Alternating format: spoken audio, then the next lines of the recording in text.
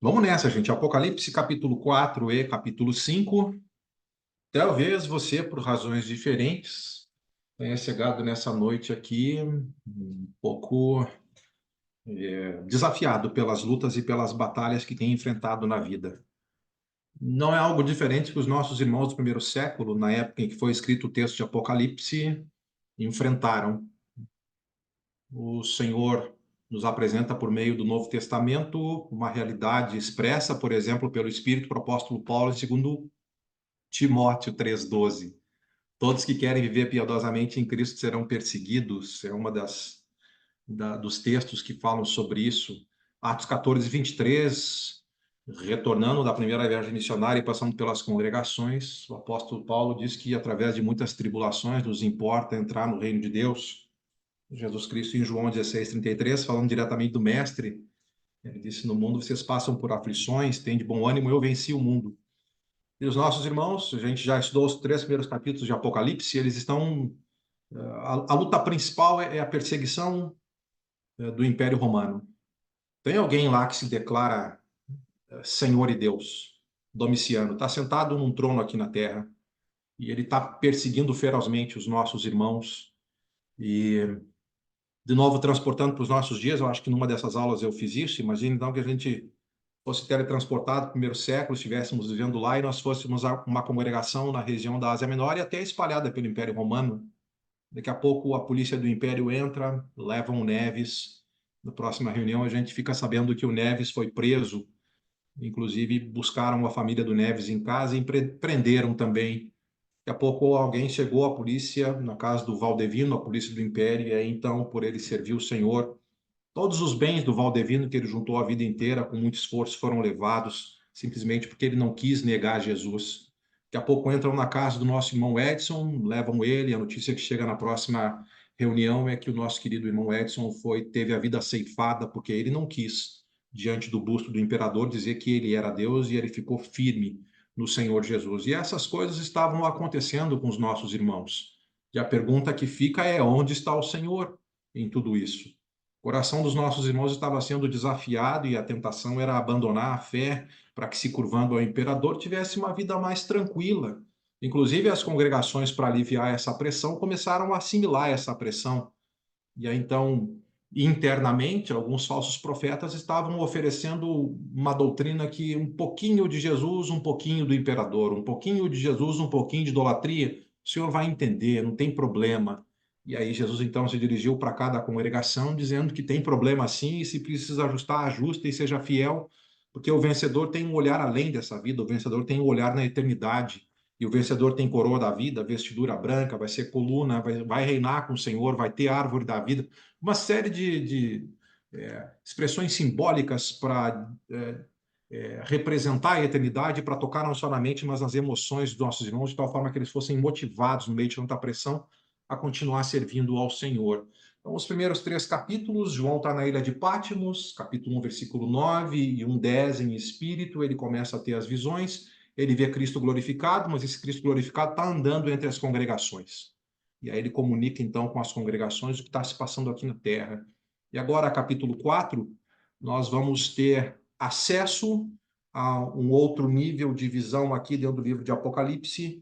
Em espírito, agora ele vai ser convidado pela mesma voz do capítulo 1, versículo 10, a voz como de trombeta, que é a voz de Jesus. Agora Jesus está convidando ele por meio de uma porta aberta no céu, a entrar na sala do trono de Deus, para que ele, João, em primeiro lugar, tivesse a convicção de quem é o verdadeiro Senhor e Deus, quem é o verdadeiro imperador, quem é que reina de maneira soberana, porque a tentação parece que Deus, enfim, perdeu o controle. E essa visão tem como meta principal motivar os irmãos e relembrar com o olhar da fé, afinal de contas, quem está no trono. E depois o capítulo 5, ainda falando sobre a sala do trono de Deus, igualmente exaltado, Jesus vitorioso, que comprou-nos para ser reino e sacerdotes à destra de Deus, e também, assim, digno do mesmo louvor que é prestado para Deus no capítulo 4, porque ele é Deus, Deus Filho, mas ele é divino. E toda essa visão, então, faz com que os nossos irmãos que chegam da batalha diária das perseguições, às vezes em casa arrasados, às vezes com notícias como essas que a gente simulou aqui, como se fosse nos nossos dias, prontos para abandonar Jesus, agora tendo a revelação de Apocalipse, lendo, eles pudessem ver o que João viu, e de tal forma que eu espero que depois dessa noite, no que a gente vai ler, a gente saia daqui impactado, porque a meta do livro de Apocalipse, ao escrever esse livro por meio de símbolos, é que a gente veja o que João viu, senta do lado dele e vê o que ele viu. E tenta imaginar como foram as próximas semanas de fé de João, como é que foram os próximos anos, como é que foi a vida de João até a morte depois dessas visões. Eu creio que gerou um impacto tremendo na vida de João e, através da escrita, Deus queria gerar um impacto tremendo no coração das igrejas também e, por conseguinte, quer impactar os nossos corações, tocando nas nossas emoções. Do que está descrito aqui, em forma logicamente escrita, nem Steven Spielberg, dentro dos filmes que ele fez com seus efeitos especiais, consegue gerar de emoção em nós, se pela fé a gente fecha os olhos e consegue ver e vislumbrar o que João viu, para que a gente seja incentivado. Então, nota comigo 4, 1 a 3. Depois dessas coisas, olhei, e eis não somente uma porta aberta no céu, como também a primeira voz que ouvi como de trombeta, aquela voz de autoridade ao falar comigo, dizendo: sobe para aqui. Eu vou te mostrar o que deve acontecer depois dessas coisas. Tem coisas acontecendo com as igrejas, ele já revelou, mas a partir desse capítulo, depois da apresentação da exaltação de Deus e de Cristo, a partir do capítulo 6, vai começar a ser apresentado o plano de Deus para que ele possa mostrar quem, afinal de contas, está no comando, e é o plano para a queda do Império Romano, e vai mostrar como o reino de Cristo iria continuar. Isso precisava ser revelado para as igrejas como um incentivo. Então, imediatamente eu me achei em espírito. Então, em espírito, ele está tendo essa visão do céu, na sala do trono de Deus. Ele nem vai tocar no nome de Deus até que os seres celestiais que vão aparecer aqui nos mostrem que é Deus, mas ele vê armado no céu um trono. O trono de Deus é o centro de tudo nessa visão. Na realidade, o trono de Deus é o centro de todas as coisas, é o centro do universo. Desse trono emana toda a criação e desse trono emana toda a redenção. E está lá ele vendo armado no céu esse trono. E no trono ele diz que tem alguém sentado. Ele vai descrever aquilo que ele viu, e logicamente ele não viu a aparência de Deus, porque ninguém viu a aparência de Deus, mas o que ele tem é alguém assentado no trono, e ele vai descrever o brilho intenso da glória do Senhor que está assentado no trono. E aí ele escreve em termos, de novo, que toque as nossas emoções e que a gente entende, tentando descrever em palavras humanas aquilo que ele viu, para que a gente possa, então, entender. Esse que se acha assentado no trono, diz ele é semelhante no aspecto à pedra de jaspe e de sardônio. Então, pedras muito brilhantes, pedras preciosas que davam então para João esse aspecto da glória de Deus. E sempre que uma luz intensa, temos uma luz intensa principal, assim, sempre que alguma coisa muito forte, ela acaba irradiando mais luz no seu entorno. Talvez vocês estão vendo que tem uma luz sobre minha cabeça aqui, e ela está irradiando uma outra luz lá na parede. E é exatamente isso que acontece quando a luz é intensa. Então tem esse primeiro brilho mais intenso, principal, que ele vê a pedra de jaspe e de sardônio, e aí reflete isso numa segunda onda de brilho. Ele diz que ao redor do trono há um arco-íris, semelhante no aspecto à esmeralda, uma pedra verde, mas outra pedra preciosa, de tal forma que o brilho intenso da glória de Deus está dando diferentes aspectos de diferentes cores. Mas é alguma coisa intensa, e talvez a ideia de arco-íris aqui, para relembrar para o povo a aliança que Deus sempre fez com seus fiéis, como ele fez uma aliança com Noé no Velho Testamento. A ideia do arco-íris relembra os irmãos da aliança que ele, Deus, tem sempre tido com o seu povo na história. Mas ele diz que ao redor do trono de Deus, versículo 4, então, a primeira coisa que chama atenção é o próprio trono, aquele que está assentado, alguém que tem uma glória intensa. E agora ele começa a olhar para o redor do trono nessa visão magnífica, e o que ele vê são 24 tronos em torno do trono de Deus. E nesses 24 tronos estão assentados 24 anciãos. Eles estão vestidos de ouro, e na cabeça desses 24 anciãos, então, tem coroas de ouro, vestidos de branco, coroas de ouro, assentados, reinando com o Senhor. E toda a cena é montada para mostrar a dignidade daquele que está assentado no trono. Ele é o soberano, ele é o rei dos reis, o senhor dos senhores, e os servos mais próximos dele são como que reis, reinando com ele. 24 anciãos, nesse contexto de Apocalipse, que é um texto muito simbólico, tem duas maneiras principais pelas quais os irmãos têm ensinado. Eu vou expressar as duas, mas as duas batem com o significado de ser povo de Deus. O número 12 no Velho Testamento representou o povo de Deus. Nós tivemos 12 tribos, os 12 patriarcas, da qual advêm as 12 tribos que representou o povo de Deus no Velho Testamento. No Novo Testamento você tem Jesus fundando a nova aliança, e ele escolhe deliberadamente 12 apóstolos para que então ele possa, entre aspas, a partir deles fundar o novo povo. Os apóstolos estão no fundamento da igreja, Efésios 2:20. Então, 12 tribos no Velho Testamento, 12 apóstolos, 24 representando então o povo de Deus. E você lembra que no capítulo 2 e no capítulo 3, Jesus havia prometido, por exemplo, para a igreja em Sardes, que os vencedores, capítulo 3, versículo 5, estariam vestidos de branco. E a última igreja, para Laodiceia, avisou que eles iriam sentar-se no trono se eles fossem vencedores. Mas, então, de um lado, você tem 12 mais 12 representando o povo de Deus.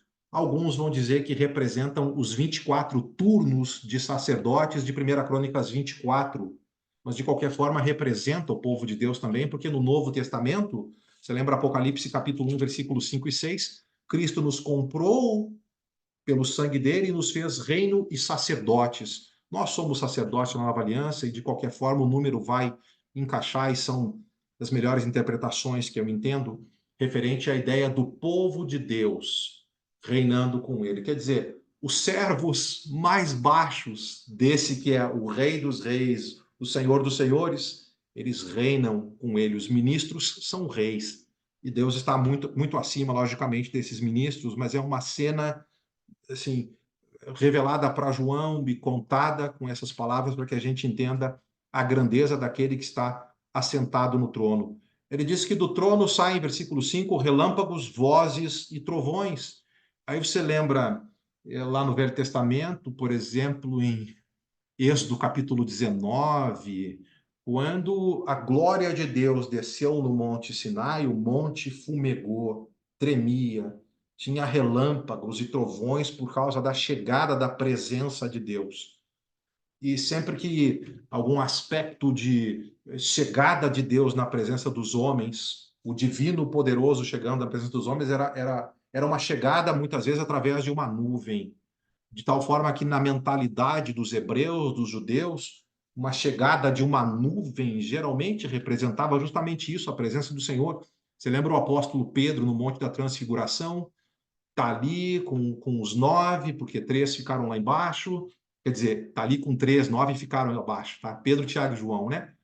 E aí eles têm aquela visão de Jesus transfigurado, aparece Pedro, aparece Elias, aparece Moisés, e Pedro sempre se antecipando, diz, mestre, bom estarmos aqui, vamos fazer 3 cabanas e ficar aqui, e de repente uma nuvem encobre eles. E por causa da mentalidade hebraica, de saber que quando uma nuvem encobre é sinal da presença divina, eles caem gélidos, eles caem prostrados, porque é o encontro da humanidade, da nossa fragilidade humana com o divino.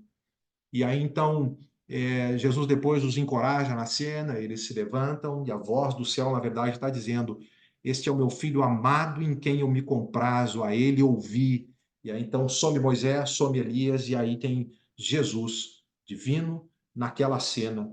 Então, o que nós temos aqui em Apocalipse 4 é uma representação de Deus no seu trono, no Santíssimo Lugar, até quando o tabernáculo, no Velho Testamento, foi erguido e a Arca da Aliança foi colocada no Santo dos Santos, uma nuvem desceu sobre o tabernáculo. A mesma coisa aconteceu no Templo de Salomão. Então, essas ideias é a ideia realmente de que João está na presença do Senhor e com palavras que os irmãos judeus já entendiam, ele está pegando o material de construção do Velho Testamento para expressar que nessa cena de Apocalipse 4, sim, sem citar o nome de Deus, ele está mostrando que ele está diante do Santíssimo Deus. E aí ele diz que diante do trono de Deus ardem 7 tochas de fogo, que são então os 7 Espíritos de Deus. Ele já abriu a carta em 1, 4 e 5, dizendo que era da parte de Deus, que era da parte dos 7 Espíritos que se acham diante do trono, e aqui os 7 Espíritos estão representados como 7 tochas de fogo diante de Deus, é o Espírito Santo. A gente sabe que o número 7, dentro do livro de Apocalipse, não é um numeral, é um adjetivo, representa a qualidade de perfeição, e o Espírito Santo, ele é perfeito, e por isso que ele está representado de maneira simbólica aqui, desta forma. Então, você pega um texto comigo de Isaías capítulo 11, por exemplo, Isaías capítulo 11, numa profecia messiânica de Jesus, que é a raiz de Jessé, ou a raiz de Davi, estava apontando para ele, disse que nele repousaria o Espírito Santo, e o Espírito Santo lá, ele está descrito com 7 qualidades. Olha, Isaías capítulo 11, versículo 1 e 2, diz assim: do trono de Jessé sairá um rebento, e das suas raízes um renovo, e aí repousará sobre ele Espírito do Senhor, 1. Espírito de sabedoria, 2. De entendimento, 3. De conselho, 4. De fortaleza, 5. De conhecimento, 6. E do temor do Senhor, 7. Então, o Espírito descrito com 7 características, numa ideia simbólica nesses livros proféticos de representar o Espírito Santo como alguma coisa perfeita. Então, lá diante do trono de Deus, ele vê o Espírito Santo também. E aí, capítulo 4, versículo 6, numa cena que está revelando tanta glória da parte do nosso Senhor, Deus Pai assentado no seu trono, com toda essa intensidade desse domínio, dessa soberania, ele vê que há diante do trono como que um mar de vidro. E mar, para os israelitas, e na verdade até hoje, mar representa a separação. O mar separa até continentes ainda nos dias de hoje, né? E apesar de nós termos aqui a ideia de Deus assentado no seu alto sublime trono, e João está conseguindo ver essa cena, a ideia de ter um mar de vidro que representa a separação, está representando que Deus tem comunhão conosco, mas ele é santíssimo, e ele está muito acima de todos nós. Depois, em Apocalipse capítulo 15, o povo de Deus já vai estar atravessando o mar na direção do Senhor. Em Apocalipse 21, na cena da eternidade, já não tem mais mar, porque a separação vai terminar completamente, e na eternidade estaremos para sempre com o Senhor. Mas aqui está representando realmente a exaltação de Deus no seu altar. Apesar das suas criaturas estarem aqui em torno do trono, ainda assim elas estão muito afastadas. Mesmo as criaturas mais próximas do trono ainda estão muito afastadas, porque ele é o Santíssimo Deus, incomparável, e depois a gente vai fazer uma aplicação disso no capítulo 5. E aí, então, ainda versículo 6, no meio do trono e à volta do trono, tem 4 seres viventes que estão cheios de olhos por diante e por detrás.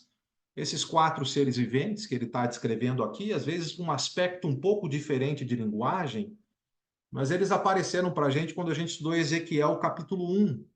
E nós tínhamos lá, então, 4 seres celestiais que eram responsáveis por carregar o trono de Deus para lá e para cá. Você lembra que os reis na antiguidade chegavam nas cidades com muita pompa. E aí, muitas vezes, tinha uma plataforma acima, quer dizer, abaixo do trono do rei, para que o trono do rei ficasse sobre a plataforma. E muitas vezes você tinha servos carregando o rei naquele trono sobre aquela plataforma. E é isso que apareceu lá em Ezequiel capítulo 1. E ele vai dizer em Ezequiel capítulo 10 que aqueles seres que têm o mesmo rosto que esses seres aqui, vai dizer que eles têm o rosto aqui de leão, boi, homem e águia, é o mesmo rosto lá em Ezequiel capítulo 1 desses seres celestiais mais exaltados e mais próximos ao trono de Deus. Depois em Ezequiel capítulo 10 vai dizer que são querubins. Nesse texto aqui vai dizer que esses seres viventes aqui, eles têm 6 asas. Do texto de Isaías capítulo 6, chama seres celestiais lá de serafins, e eles também têm 6 asas. Com 2 eles cobrem o rosto, para não ver a santidade de Deus, lá em Isaías 6. Com duas, na nossa versão em português, diz que eles cobrem os pés. E com duas, então, eles voam. E eles não cessam de adorar a Deus. Então, uma linguagem um pouco diferente em cada texto, de Ezequiel, de Isaías, de João, dependendo do ângulo que eles pegaram essas visões, e é uma descrição própria de cada profeta, mas unindo essas visões dá para entender que são seres celestiais muito próximos ao trono de Deus e que estão lá a serviço dele para aquilo que o Senhor designar que eles devam fazer. E então a ideia de representá-los como semelhantes a leões, o leão ele é o rei dos animais selváticos. A ideia de representar novilho, o novilho ou boi, ele é o rei dos animais domésticos. Você tem a águia, que é a rainha das aves do céu, e você tem o homem que foi designado por Deus para ser o administrador da criação, e os próprios seres viventes, como anjos, eles são criados por Deus. A ideia é que nós temos, então, Deus na sua soberania, assentado no seu trono em glória. Ele tem um mar de vidro que separa das suas criaturas, mesmo as mais próximas estão muito separadas. Mas a gente vai ver depois que Deus está sendo louvado. A ideia é que ele está sendo louvado, depois 4:11, por esses seres celestiais representados aí nessa cena, justamente porque Deus é o Criador. Existem vários motivos pelos quais Deus ele é louvado na Escritura Sagrada, mas a primeira maneira pela qual Deus se apresenta na Escritura, no princípio Deus criou. E Deus é louvado no Velho Testamento, no Novo Testamento, porque ele é o Criador, ele dá origem a todas as coisas. Deus falou e as coisas vieram a existir. Disse Deus, haja luz, e houve luz, e ele viu que tudo é bom, e depois ele viu que tudo ficou muito bom, e desde então Deus tem se revelado assim, e ele tem sido louvado pela sua criação, justamente porque ele é o Criador e nós somos a criatura, e nisso mostra a sua santidade, de estar muito exaltado acima de todos nós. Mas esses quatro seres viventes, versículo 8, eles não têm descanso no céu, nem de dia e nem de noite. E o que eles ficam fazendo, versículo 8, é proclamando um hino que louva a santidade daquele que está no trono. O hino que eles estão cantando aqui é: Santo, Santo, Santo é o Senhor Deus, o Todo-Poderoso, aquele que era, que é e que há de vir. Quando a gente estuda a nossa língua portuguesa, nós temos uma maneira de dar ênfase a alguma qualidade. A gente chama isso de superlativo. Por exemplo, se eu quero dizer que o Gerson é uma pessoa, é um camarada assim, lindo, e aí a gente quer expressar isso no superlativo, a gente pode dizer que ele é lindíssimo. Dá ênfase à qualidade, de lindo para lindíssimo, né? Agora, na língua hebraica, esse superlativo ele é tratado de uma maneira diferente. E aí o João, que é judeu, traz a forma hebraica, ainda que ele esteja escrevendo grego, no grego aqui, traz a forma hebraica de superlativo. Você sabe que lá no tabernáculo que foi construído depois o templo também, você sabe que você tinha o santo lugar, que era a primeira sala maior, e por trás do véu você tinha o santo dos santos. Palavra repetida duas vezes. E assim, no hebraico, quando se queria dar ênfase a uma qualidade no superlativo, você repetia a palavra duas vezes. Agora, para dar ênfase máxima, você repete três vezes a mesma qualidade. E é o que Isaías faz lá na visão dele, de Isaías capítulo 6, versículo 3. Os serafins lá estão louvando: Santo, Santo, Santo é o Senhor dos exércitos, toda a terra está cheia da sua glória. E agora João, querendo dar ênfase à santidade de Deus, nós diríamos no português santíssimo, ok? O superlativo de santo é santíssimo. Mas aqui, no hebraico, e João trouxe essa ideia do Velho Testamento lá de Isaías 6, não basta dizer que Deus é santo, santo, já seria um superlativo. Como Deus está muito acima, ele é santo, santo, santo, nesse contexto. É o Senhor Deus. Ele é o Todo-Poderoso. No Velho Testamento, o El Shaddai, né? Os irmãos estavam, por causa dos constantes sofrimentos que eles estavam enfrentando, estavam perdendo essa noção da glória, da santidade e da ideia de que o Senhor tem todo o poder. Parece que esse nanico aí que está sentado no trono de Roma, e é o império da época, né? Roma domina o mundo. Parece que esse nanico que está sentado aí, que se chama Senhor e Deus, se chama Domiciano, que é o imperador, parece que ele está no controle, no domínio, com todo o poder, parece que é ele glorioso. E essa visão, então, está permitindo com que os irmãos, olhando aquilo que João olhou e ele está descrevendo, os irmãos relembrem, afinal de contas, e sejam tocados nas emoções pela fé, para que então a grandeza de Deus seja reativada na memória. Muito do que os irmãos faziam no Novo Testamento, eu falei isso no domingo para a igreja, é o ministério da lembrança. Não é que a gente já não saiba das coisas que a gente sabe, que a verdade não muda, inclusive sobre os aspectos de Deus. Mas às vezes as provas intensas nos fazem esquecer. E a gente precisa ser relembrado. Só que João, dentro do texto de Apocalipse, porque foi assim que Deus decidiu se revelar por meio de linguagem simbólica, Deus sabia que os irmãos precisavam de uma linguagem assim, tocante, para que eles relembrassem e fossem motivados. E aí diz que Deus é aquele que era, aquele que é e que há de vir. Ele é o eterno. E aí 4:9, quando esses seres viventes derem glória, honra e ação de graças ao que se encontra sentado no trono, ao que vive pelos séculos dos séculos, os 24 anciãos que representam o povo de Deus prostrar-se-ão diante daquele que se encontra sentado no trono, adorarão o que vive pelo século dos séculos, e eles tiram suas coroas da cabeça e depositam diante do trono. Olha, se esses 24 anciãos representam o povo de Deus, eles estavam sentados no trono, reinando por graça. Eles receberam a coroa da vida, essa coroa de ouro aqui, por graça. E agora, diante do Senhor nessa cena, eles estão reconhecendo que esse reinado com o Senhor é por graça. E eles sabem que, na realidade, apesar de estarem sentados em tronos com coroa reinando, eles não têm nenhuma dignidade para serem louvados. E aí, então, nessa cena, eles se levantam dos seus tronos, se prostram diante do Santíssimo e tiram as suas coroas da cabeça e lançam diante do trono. E lançar diante do trono aqui é lançar aos pés do Senhor Deus. Você lembra quando a igreja, em Atos capítulo 4, depositava as ofertas aos pés dos apóstolos? Significa, está sob domínio de vocês, apóstolos, vocês administram isso.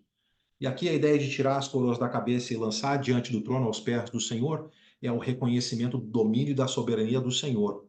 E eles estão fazendo isso porque, seja no céu, seja na terra ou seja no céu, toda a criatura deve reconhecer que toda a glória ela é devida somente ao Senhor.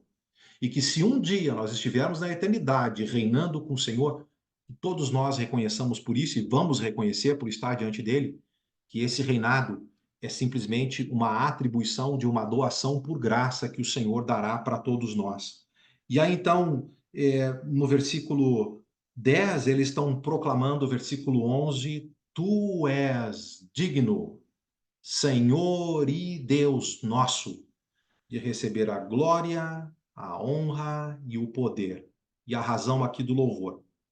Tu criaste todas as coisas. Sim, por tua vontade vieram a existir e foram criadas. Capítulo 4, meus queridos, tem essa função de tocar na mente dos irmãos, tocar nas emoções e abrir o olhar da fé para a ideia de poderem ter acesso à sala do trono de Deus e verificar que ele não perdeu o domínio, ele não perdeu o controle, ele não perdeu a soberania. Todas as coisas são criadas por ele.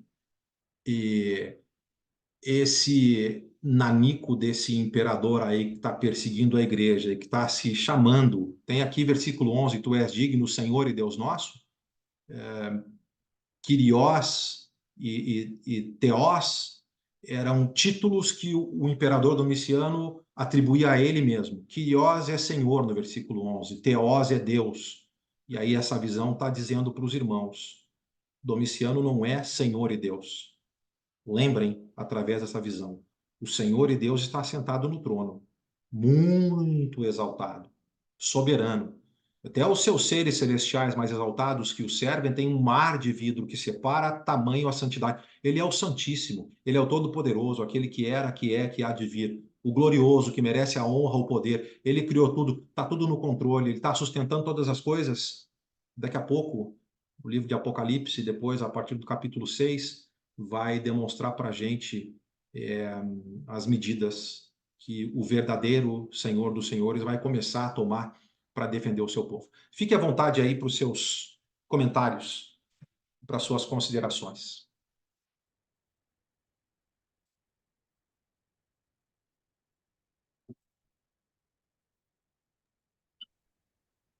Jô, Digo, meu irmão Serjão. tá ouvindo? Muito bem. Só queria fazer assim que às vezes a gente não se atém, mas a representação das tribos, cada bandeira, por exemplo, da tribo de Judá, era um leão. Da Ruben, era um touro. Do Efraim, era um homem. E de Dan, era a águia. Né? Então, às vezes a gente também acredito que também ali está associando, porque está falando após, né, isso. E depois, antes já está falando dos anciãos, né? Dos 24. Né? Então, só para deixar tu fazer uma melhor explanação. Não, Serjão, existem irmãos que enxergam isso nos seres viventes que o Serjão expressou aí. É uma possibilidade, né? É, irmãos vão ir um pouquinho para uma linha para cá, um pouquinho de uma linha para lá, na interpretação desses símbolos todos, mas a gente procura ficar dentro de uma interpretação desses símbolos bíblicas, e essa que o Sejão expressou não é uma situação antibíblica, né? É uma expressão que é válida, aquilo que ele colocou aí. Giovanni, meu amado? Deixa eu ver se eu entendi bem.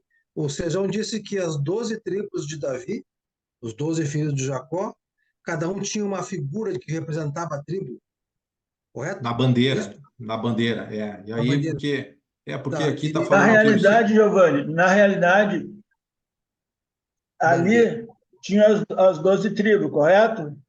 Sim. Mas uma era de cada líder, a bandeira de uma de cada líder. Judá ficava do lado do leste do tabernáculo, tá ok? Ruben ficava do lado sul do tabernáculo. Efraim ficava do lado oeste do tabernáculo. A águia, que representava Dan, ficava do lado norte. Tá? O que eu estou dizendo é que essas tinha todas elas ali, tá? Todas elas. Mas tinha o líder de cada uma dessas tribos. E Tá, isso cada é uma muito dessas importante. tribos era Judá, Ruben, Efraim e Dan. Isso que eu quis dizer. Ele está Tá? querendo ligar isso, Giovanni, com os quatro seres viventes, os rostos deles ali. Sim, eu entendi. Eu encontro essa que falou o Sejão em qual passagem e livro? Pra me Não, na encontrar verdade, onde? não, a gente não vai ter expresso na escritura, isso é um dado mais histórico, né? E aí irmãos tentam pegar essa ideia mais histórica das coisas que representavam na bandeira de cada tribo. Tá, não tem isso na Bíblia, então. Que lá Não. que é Dan, é homem, não tem. Tá. Era essa a minha dúvida. Porque eu tive Só dúvida porque Tem a sim, gente, Giovanni. Tem. é, Tem. a gente tem a plena convicção, né, Serjão? A Tem. gente tem a plena convicção no Tem. que Jacó. Não, Está em Êxodo isso. as localizações, tranquilo. Agora a gente tem, por exemplo, talvez, olha, Gênesis 49:10 vai dizer que Judá é leãozinho, e aí por isso Jesus é o leão da tribo de Judá. A gente tem isso bem expresso, né? eu vou apontar aqui, ou seja, me repete, faz favor, o que representa as quatro, para me escrever aqui, então. Dan, o que era Dan? Vamos começar pelo lado leste, onde ficava na Tá, frente do tabernáculo. Judá, Judá. O que era leão, Judá? Leão. leão. Judá, leão. Leão. Ruben, que ficava no lado sul do tabernáculo. Tá? Rubem. Ali era o animal, o boi, o terneiro. Tá? Boi. Sul, tá. Tá, Ruben. Lá era Efraim, a líder, lá no lado oeste.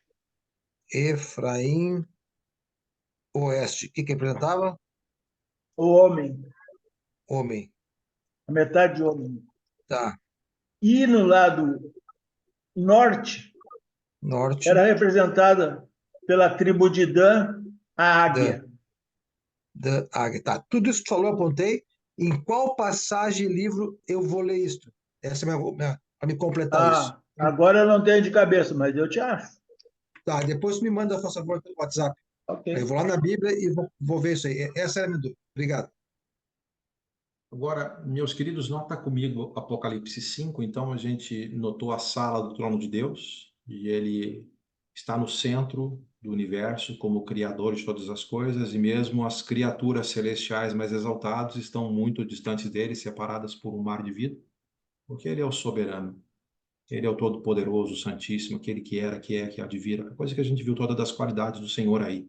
E agora entra no capítulo 5, lembra que na época em que o Novo Testamento foi escrito, a gente não tinha essa moderna separação de capítulos e versículos. Mas na continuidade aqui, agora João vê na mão direita daquele que estava sentado no trono tem um livro.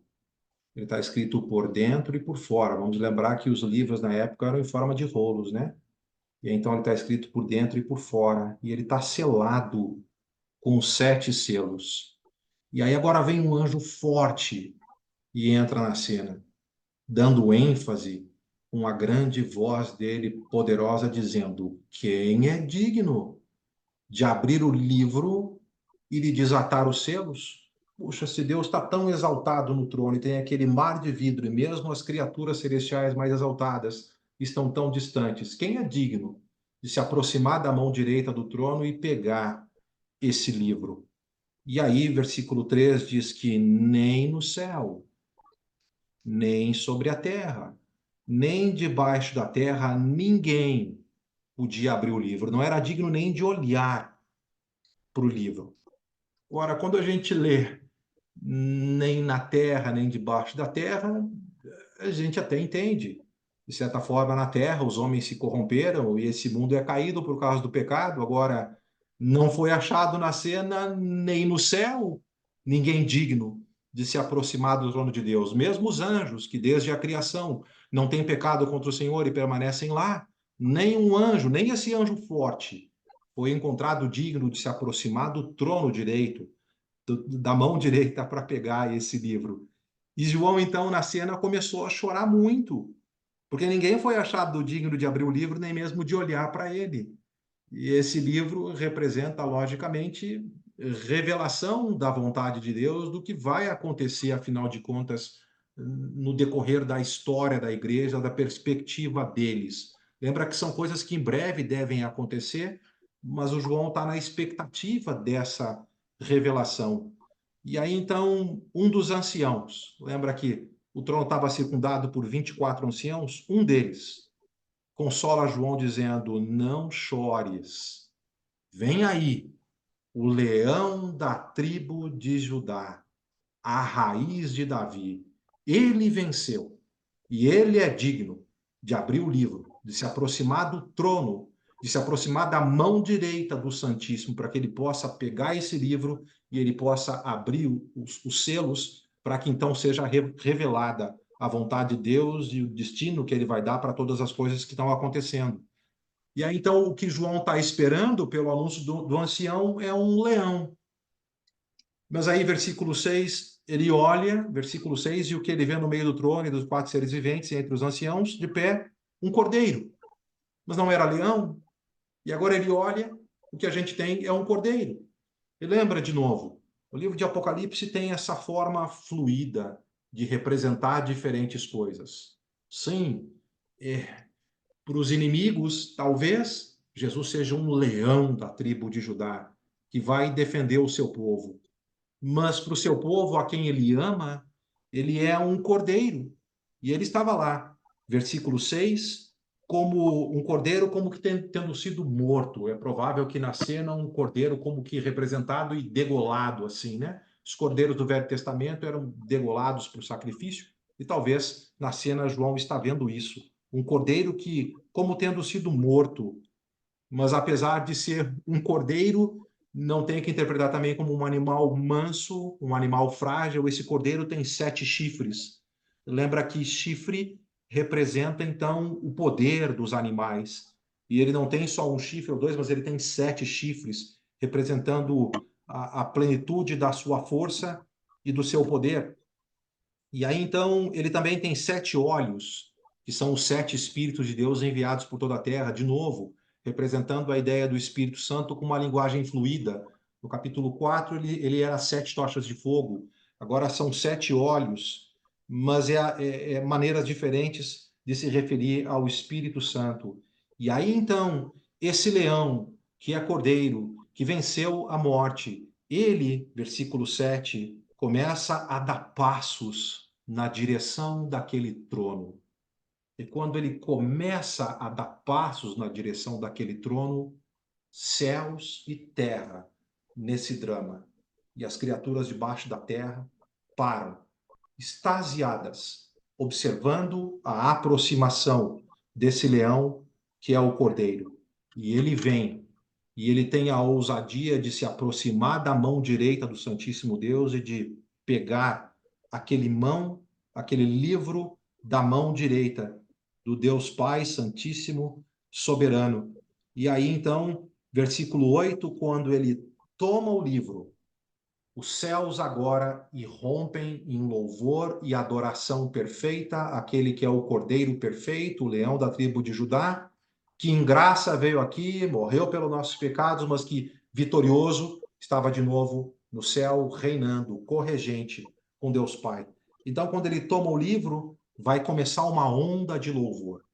Imagina aqui de um círculo menor para círculo cada vez maior, toda a criação, desde os seres celestiais até os seres aqui na Terra, em toda parte, tem uma onda de louvor que vai crescendo, onda de louvor atribuída a Deus e ao Cordeiro, louvor igualmente prestado a Deus Pai e Deus Filho. Então, os 24 anciãos, os 4 seres viventes aqui, versículo 8, e os 24 anciãos prostram-se diante do Cordeiro, tendo cada um deles uma harpa e taças de ouro cheias de incenso, que são as orações dos santos. Logicamente, uma forma simbólica de falar sobre a adoração no Velho Testamento e o incenso representando a oração dos santos. Nada disso é utilizado como padrão de louvor na Nova Aliança. Você lembra que o livro de Apocalipse se utiliza de símbolos conhecidos pelos irmãos para representar aqui a adoração perfeita. As harpas eram utilizadas, né, pela tribo de Levi no templo para que eles pudessem adorar a Deus. Ele pega essa figura do Velho Testamento e incenso também sendo oferecido diante do trono de Deus aqui. E o incenso, ele já diz o que representa. Representa a oração dos santos. É incrível que, assim, na sala do trono de Deus, na sala do Santíssimo Senhor, circundado por seres celestiais mais exaltados que não cessam de louvar ele dia e noite, circundado de tanta glória, e agora o Cordeiro se aproximando, digno igualmente de todo louvor, lá no meio de tanto louvor, as nossas orações, elas chegam diante do trono de Deus.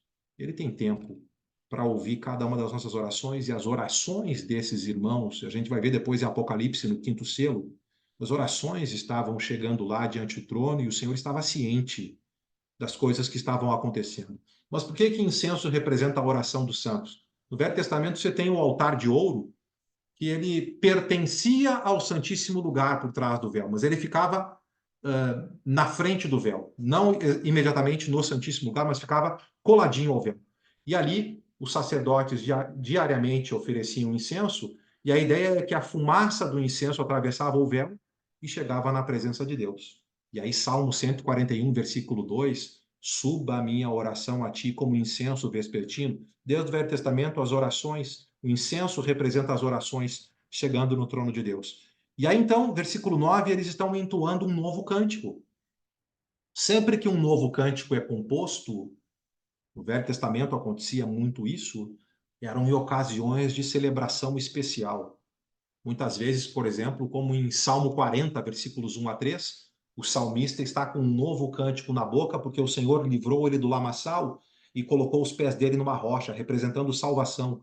E esse é um texto que está evidenciando já Jesus que é Deus, desceu aqui, morreu pelos nossos pecados e venceu, e agora estava diante do trono de Deus, o único digno de tomar aquele livro.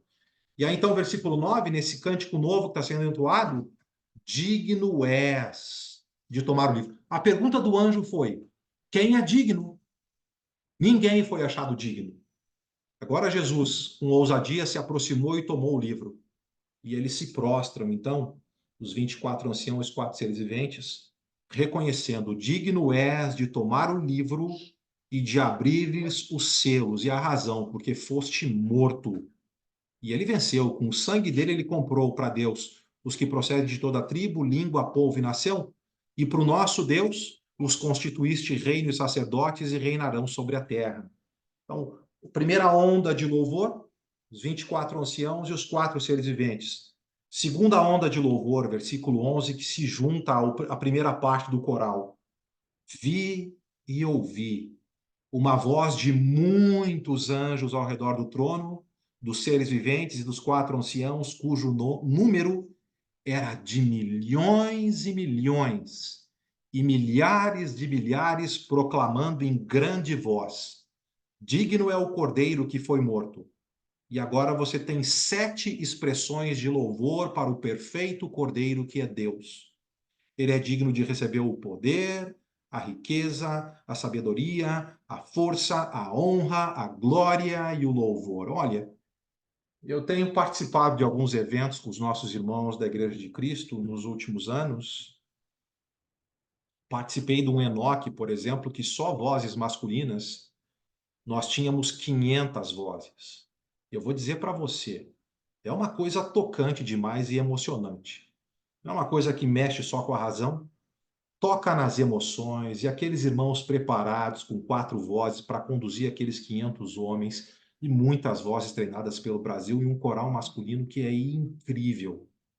Agora você imagina João nessa cena, observando 4 seres viventes, 24 anciãos, e agora se une ao coral de louvor ao Santíssimo Deus e ao seu Cordeiro perfeito e vitorioso, milhões e milhões de anjos, milhares de milhares, miríades e miríades de anjos, acrescentando o seu louvor ao perfeito Deus e ao seu Cordeiro. Mas tem mais uma onda, versículo 13. Então ele ouviu que toda criatura que há no céu e sobre a terra e debaixo da terra. Você lembra que ninguém foi encontrado no céu, na terra e debaixo da terra? E porque Jesus, com ousadia, foi lá e tomou o livro, e eles viram que ele era digno, agora está toda a criação em uníssono.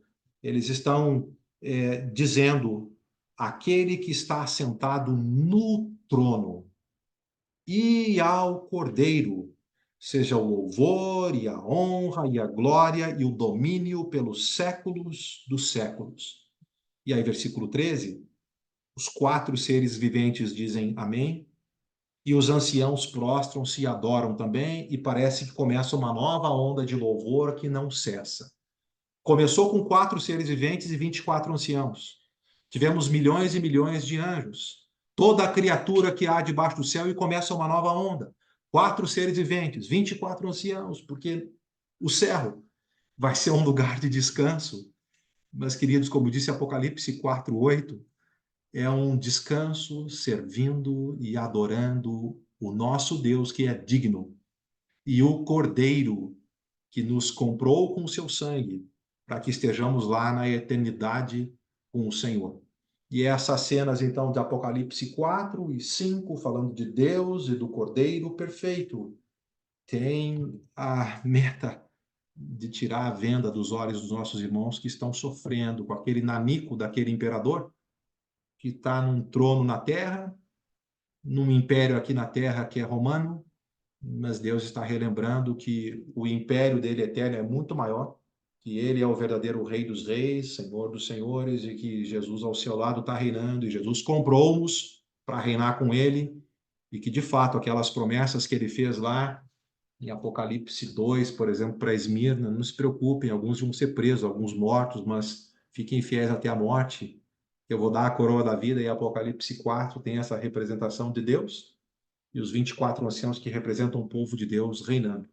Quer dizer, reina com Cristo na terra, como disse 5:10, quem está aqui já está reinando com Cristo, E se parte com Cristo, parte, como disse o apóstolo Paulo, em Filipenses 1:23, uma situação incomparavelmente melhor, que é ter Deus de uma maneira mais íntima. E essas cenas simbólicas todas, então, têm essa meta de tocar na mente, mas também nas emoções, para que, motivados com essa visão toda, nosso dia de hoje, nossa noite de hoje mude, nosso amanhã possa mudar, e o impacto para o resto da vida, porque se a gente conseguir ver o que João viu e refletir no que João refletiu e passou para a igreja no primeiro século e para cada um de nós vamos ter motivação, ainda que hoje, talvez você entrou nessa sala desanimado com as lutas, ainda que aflições tenham marcado a nossa vida ou estejam marcando a nossa caminhada, nós temos um motivo maior para continuar servindo o Senhor e sendo fiéis. Ok, meus queridos? Fiquem à vontade, os seus comentários aí.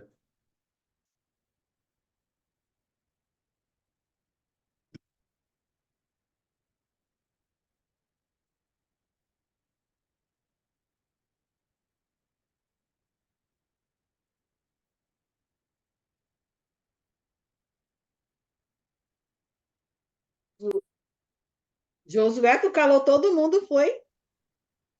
Espero que estejamos refletindo, Lica.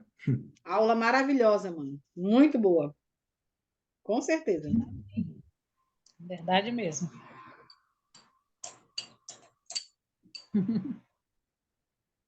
Aqui deve estar todo mundo imaginando. Glória a Deus. Glória Josué, a Deus. Contigo, Neves.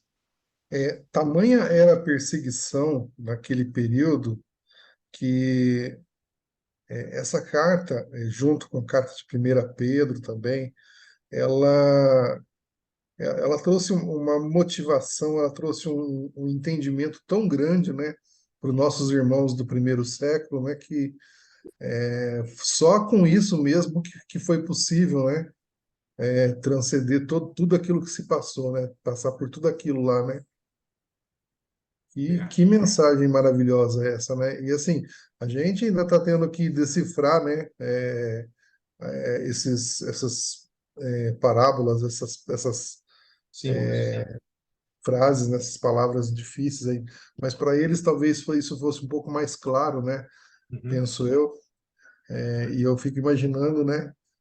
Quão, quão maior, né? Quão motivação maior, né? Que ter essa revelação da parte de Deus, né?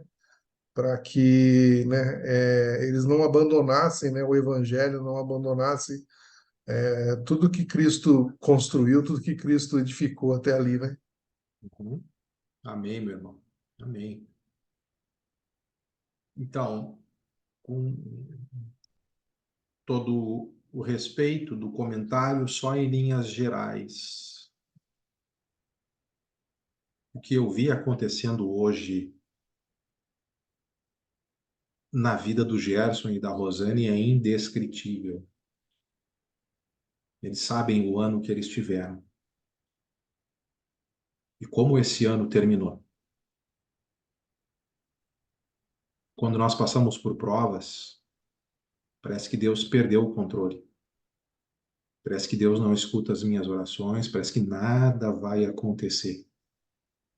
E aí, de repente, uma coisa extraordinária dessas que pega todos de surpresa.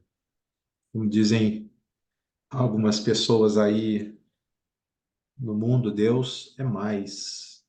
Esses textos mostram isso para a gente. Ele está muito acima. E através desses textos ele está dizendo para cada um de nós, filho, eu não perdi o controle. Eu estou na soberania. Eu sei do teu sofrimento e as tuas orações no meio de louvor aqui, dos louvores mais intensos que eu recebo 24/7. Eu estou acolhendo as tuas orações. No meu tempo eu vou agir.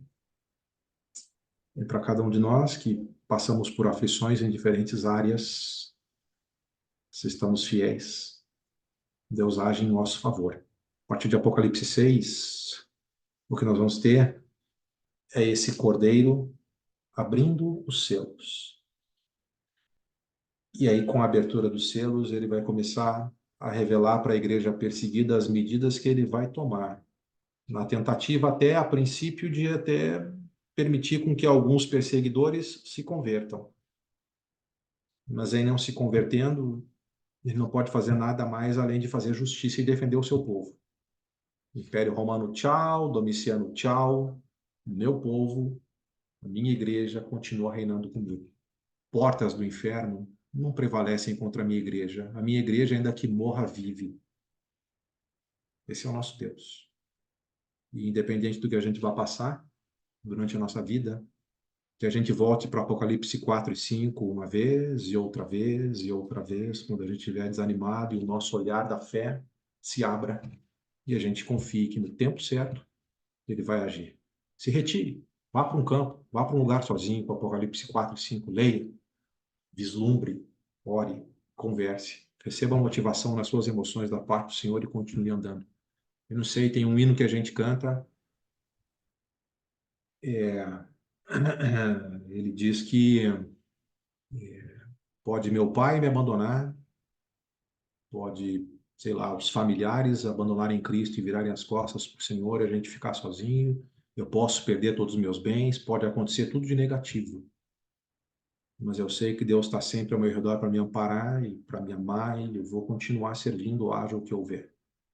E não são poucos os irmãos que enfrentam lutas de diversas áreas. Às vezes, o marido estava caminhando junto e ele foi embora e você ficou em Cristo sozinha. Às vezes, sua esposa estava servindo você, ela foi embora, ela decidiu servir o mundo e você está sozinho, aparentemente. Às vezes, seus filhos eram convertidos e eles foram embora e você está sozinho, enfrentando luta. E para alguns de vocês aqui, eu sei que já enfrentaram anos a fio orando para o retorno dos filhos. E você queria para ontem, sei lá, teve que passar 20 anos para Deus responder a sua oração, mas ele respondeu. E aí eu tenho certeza que você caiu diante do trono chorando e dizendo, valeu a pena suportar. O Senhor agiu e ele realizou, porque ele não perde soberania, ele não perde controle. Haja o que houver, vamos continuar e vamos incentivar uns aos outros na nossa jornada. Tranquilo, amados?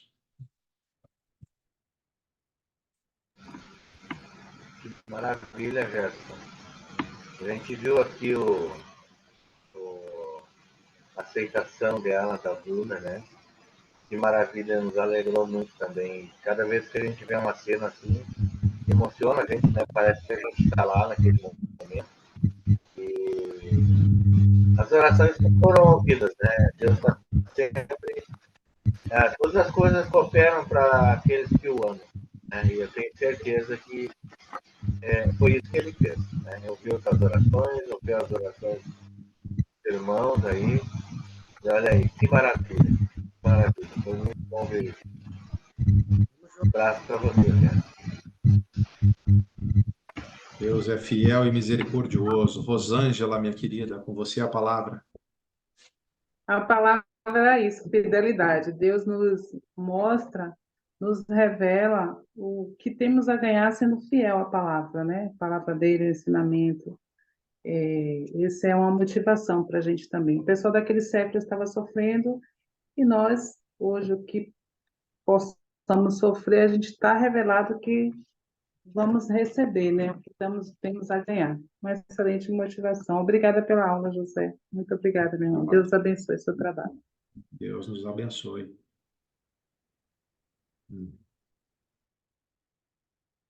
E seja sincero com Deus, tá bom? Se está sofrendo bastante. Estou falando sobre isso que é muito do contexto de Apocalipse, né? E se você não está conseguindo ver Deus na circunstância, dobre o joelho e diga a verdade, Deus, eu não estou conseguindo te ver em nada disso aqui que está acontecendo. Eu não entendo, eu não compreendo, eu estou perdendo a fé. Reanima, por favor, me ajuda.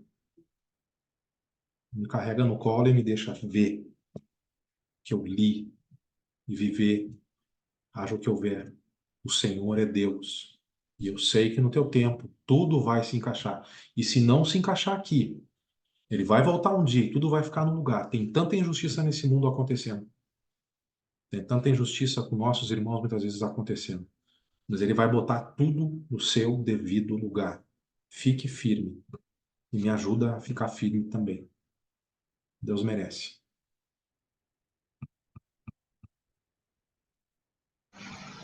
É a esperança que nos move, né, João?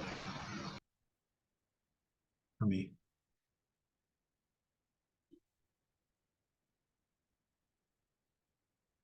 E depois também, ainda para finalizar os meus comentários, converse com irmãos que talvez passaram um ano sofrendo. Talvez você possa conversar com alguns deles na Bíblia. José, sei lá, 17 anos sofrendo, ou 13, não me lembro exatamente. Parece que só desce, né? O cara fiel só desce, desce, desce. Mas Deus estava preparando ele pelas provas para algo grande que ele não estava enxergando. O Abraão lá, 25 anos até a promessa se cumprir, no meio disso, Deus ainda pede para eu matar o meu filho da promessa. Não entendo, mas vou fazer. Um tropeço aqui, outro acolá, e vai acontecer com a gente. Com Abraão aconteceu. Sara lá ofereceu a mulher, caíram na bobagem, tentar melhorar o plano. Mas Deus, em misericórdia, continuou trabalhando. 25 anos de espera. Mas Deus foi fiel. Então, eu não sei quantos anos você sofreu. A minha avó, por exemplo, partiu dessa vida orando pelo meu avô que era embriagado e incomodava uma barbaridade. Ela orava por ele todos os dias. Ela partiu sem ver ele convertido. Ele se converteu depois da morte dela e eu espero que ela veja ele na glória e agradeça. Que as orações ficaram lá no trono de Deus e ele ouviu no tempo dele, não dela, mas ela, na eternidade, tudo faz sentido. Na eternidade não tem separação de tempo entre morte e vida. Então, talvez você vá orar a vida inteira, você não vai ver a conversão, sei lá, da sua esposa, do seu marido, do seu filho. Mas confie, confie. Ele é Deus. Ele faz mais do que pedimos ou pensamos. Giovanni, abriste o áudio, amado. Não, você está do Sansão. Sansão está no Hebreus 11. Sansão teve uma vida totalmente torta, afastada. No último dia, se arrependeu e morreu em glória. Amém. Amém. Bueno? É isso aí, queridos. Amém, Anísia. Deus nos abençoe e nos sustente. Precisamos. Então, é por isso também, amados, eu vou pedir para o irmão orar, que você vê Jesus ensinando a orar.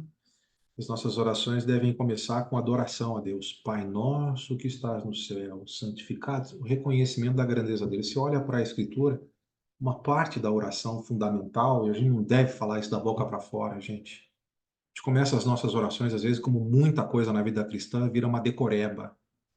A gente está dizendo, Santíssimo Deus, Eterno Pai, obrigado pela tua misericórdia, amor, e está quase só uma coisa labial que não vem do coração. Ele é vivo. Ele é tudo isso que a gente viu em 2 capítulos e mais um pouco, e o Cordeiro, Jesus, igualmente.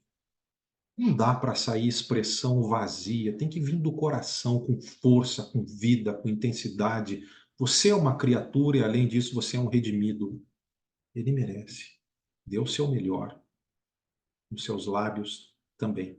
Aquele louvor ali foi sincero. Você se coloca diante de Deus e você vê Deus pelos olhos da fé, com o que João nos descreveu.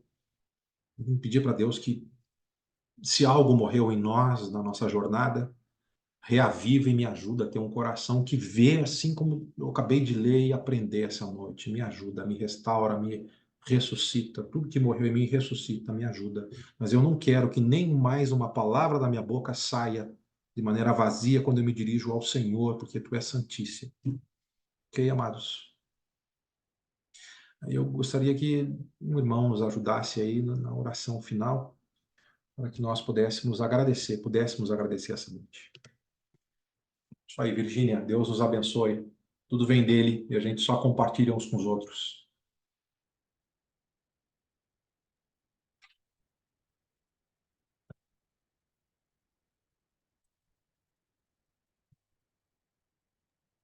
Orar, José. Vamos, amado. Oremos.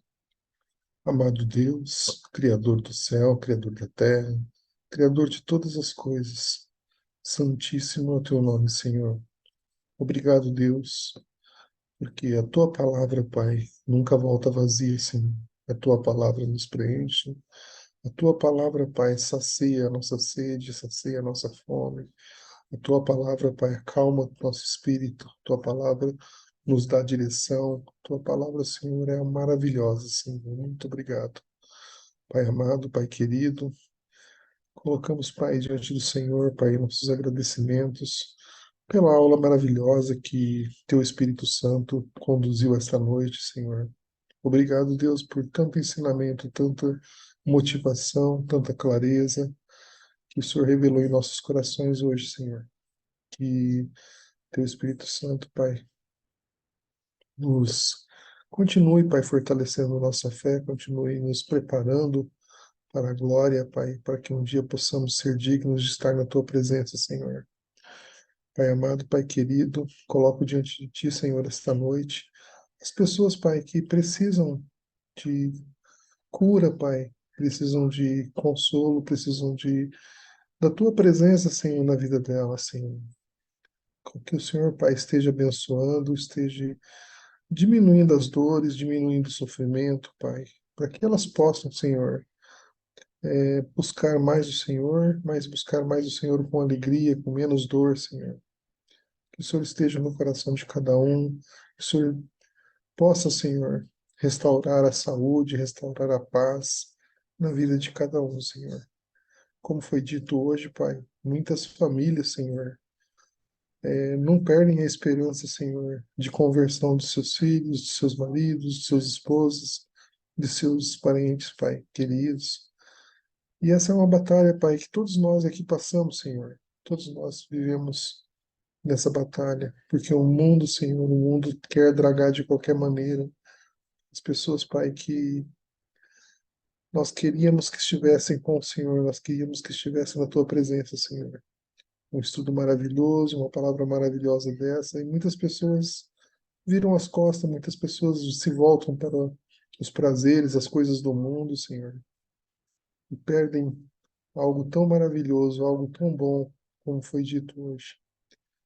Ó Pai, que o Senhor continue, Pai, nos motivando, continue nos colocando diante do Teu trabalho, Senhor, para que nós possamos, Pai, levar o Teu Evangelho, levar a Tua informação, levar a Tua palavra a todas as pessoas que estão precisando neste mundo, Senhor.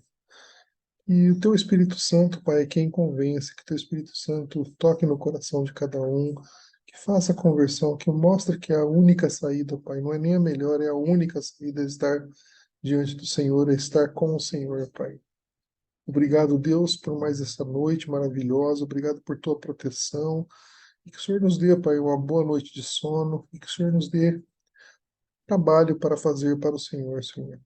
Que o Senhor nos dê as bênçãos e a proteção necessária para que possamos, Pai, desenvolver o Teu trabalho, desenvolver a Tua obra, Senhor, aqui nessa terra, Senhor, até que Cristo volte. Obrigado por Jesus Cristo, que morreu por nós, Pai, que nos dá a esperança de vida eterna, nos dá a esperança de salvação, Senhor. Muito obrigado por tudo, e em nome de Jesus Cristo, que eu oro e agradeço. Amém. Obrigado, irmãos. Amém. Amém. Boa noite. Boa noite, irmão. Boa noite. Parabéns, Obrigado. Gelson. Boa noite, boa noite. Feliz nascimento da